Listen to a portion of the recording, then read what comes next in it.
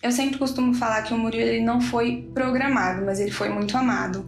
Desde o começo a gente se programou tudo para a chegada dele, fizemos o chá de bebê, ele foi muito esperado por todos à nossa volta. E ele chegou realmente com muita saúde, um bebê muito saudável, que veio comigo embora, né, da maternidade, estava tudo ok com ele.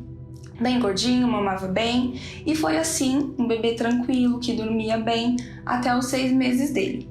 Quando ele completou 6 meses, ele já sabia sentar sozinho, ele já estava ali se desenvolvendo na idade dele, né? Então ele já estava sentando sozinho e ele começou com um choro diferente, um choro de agonia mesmo, um choro de dor. A nossa única chance que a gente tinha para saber era indo até o pronto-socorro, saber o que ele tinha, né? E os médicos não sabiam dizer, os médicos falavam que ele estava tudo normal nos exames dele que eles faziam ali, né? E até um médico chegou a falar pra mim que criança chorava mesmo e que eu era mãe de primeira viagem e não estava sabendo lidar com aquilo.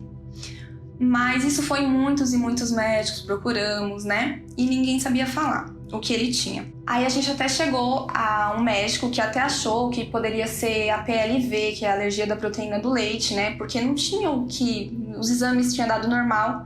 A gente tinha feito um eletroencefalo, né, que é o exame da cabeça, e tinha dado normal. Então tinha sido descartado a parte neurológica. Então a gente foi achando que podia ser alergia do leite. Tiramos todos os alimentos que continham leite dele. Por um momento a gente até achou que era isso, porque dava uns picos de melhora, depois voltava aquele choro, até que ele fez 1 aninho. Quando ele fez 1 aninho, aí ele aprendeu a andar também, junto no desenvolvimento dele, na idade prevista.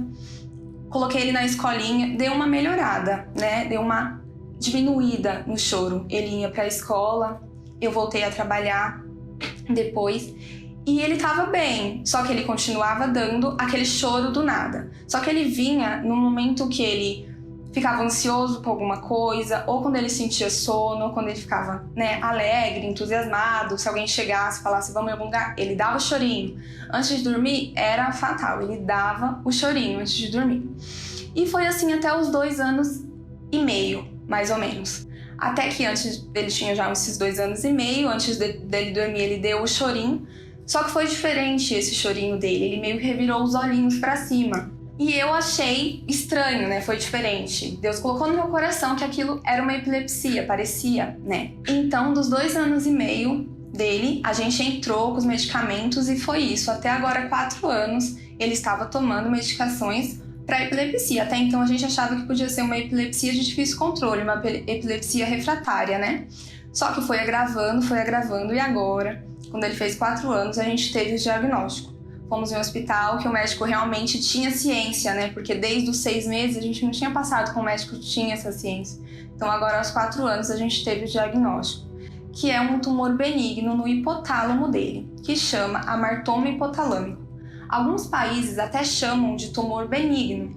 Outros nem falam que é tumor benigno, eles falam a palavra amartoma mesmo, porque não é uma massa que chegou ali que é um tumor, mas que é algo que foi na formação dele, que não foi bem formado, que está ali no hipotálamo dele. O amartoma hipotalâmico, ele causa as crises gelásticas, que é uma crise rara de epilepsia, conhecida como a crise do riso, né? Hoje em dia, por causa do filme do Coringa, se fala bastante que é a risada do Coringa. Ele afeta no sistema nervoso do Murilo, no sistema cognitivo dele. Isso são coisas que a gente já consegue ver nele. Agressividade, irritabilidade ao excesso, não dormir direito, mexe muito com os hormônios dele. Tem algumas coisas que eu posso citar que pode vir a acontecer caso demore mais tempo, coisas mais graves, né?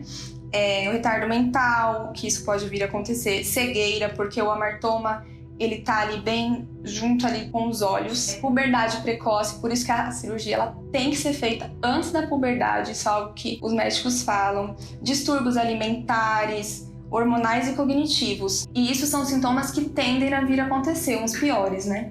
No momento a gente consegue ver a agressividade dele, a irritabilidade e a dificuldade na fala, no momento a gente vê isso, né? Como ele ainda tá pequenininho, ele ainda realmente não chegou na fase de escrever, de ler, mas realmente se chegar nesse ponto ele poderia ter dificuldades. No momento a gente vê a dificuldade da fala, E isso afetou na nossa família, que a gente evita de sair para certos lugares, né? Porque ele precisa estar no ambiente dele, se sentir no ambiente seguro dele. Então, sair para outro lugar, isso afeta nas crises dele, sim. E pelo amartoma estar localizado na parte mais nobre do cérebro, o lugar mais específico, melhor para a gente estar fazendo é lá na França. Aqui no Brasil, os riscos de não darem certo é até 60%. E na França, ela é uma cirurgia menos invasiva. Eles entram no cérebro, mas eles têm toda uma aparelhagem, que eles já fizeram isso com muitas outras crianças. É o hospital mais adequado para estar fazendo. Lá, eles não vão retirar o tumor. É uma incisão bem pequena no cérebro. Pelas aparelhagem que eles têm, eles vão entrar e vão dissecar o tumor. É por isso que tem médicos que falam que não é um tumor benigno, que ele é um amartoma, eles chamam disso, porque é algo que ali na formação do Murilo foi formado junto, como uma má formação. Tem aquela massa ali, mas ela tá junto no hipotálamo, como se fizesse parte do hipotálamo. Na França, eles têm uma técnica de não removê-lo, mas de dissecar. Eles entram numa incisão bem pequena, no amartoma, e eles têm 2 horas para ficar ali, dissecar o tumor. É o tempo que eles vão ficar ali no Murilo para dissecar o amartoma, como se ele fosse virar uma uva passa. Isso são técnicas que lá na França eles têm, e lá eles dão 80% de chance da cirurgia ser bem sucedida. Com isso, a gente decidiu abrir essa campanha de financiamento coletivo, porque o Murilo precisa logo, com todos os riscos que eu falei que ele tem, é uma corrida contra o tempo.